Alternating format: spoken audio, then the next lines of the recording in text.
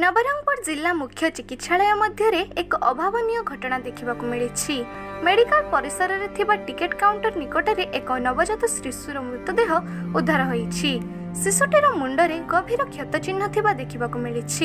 विलंबित राति किए प्रसव करी फेंगी देइथिबा अनुमान करा जाउछि। अवांछित गर्भधारणा किंबा अन्य केउ कारणवशतः किए एभली कार्य करिसेंते ताहा एपर्यंत स्पष्ट होई पारि नाही। घटनास्थल में नवरंगपुर सीडीएमओ पहुंची नवरंगपुर पुलिस को ए संपर्क में जणाइछंती। तेबे मेडिकल रे जन्मित समस्त शिशु सुरक्षित थिबा बेले एहा मेडिकल बाहर जन्मित छुआ ना मेडिकल परिसर रो छुआ वर्तमान सुद्धा स्पष्ट होई नाही।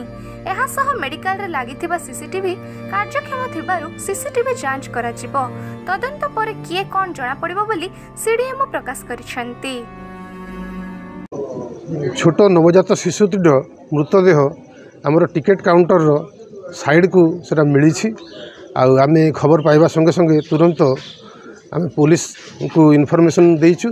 से आसी पहुँची वर्तमान तदंत चली कार छुआ कौन केमिति हिसाब रे हला ये सब तदंत चली जना पड़ी। राति पूरा जन्मित शिशुटी सेटा डिटेल जना पड़ो पोस्टमार्टम करा परे तार रिपोर्ट माने आसिले जो माने तार पूरा टर्म बेबी ना नुह से जना पड़े। मेडिकल रे जति छुआ जन्म होइछन ता भीतर सब हिसाब ठीक अछि।